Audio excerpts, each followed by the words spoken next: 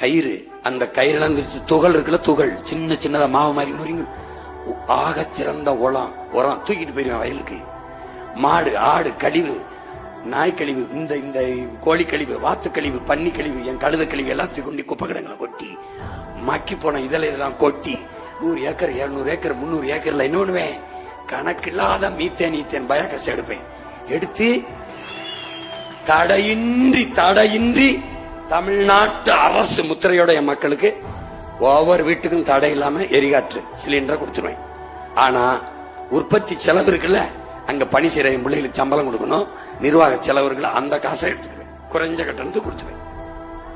புரிஞ்சிருச்சா? இலவசமா வேணும்னா அவனுக்கு போடு, அவங்களுக்கு போடு.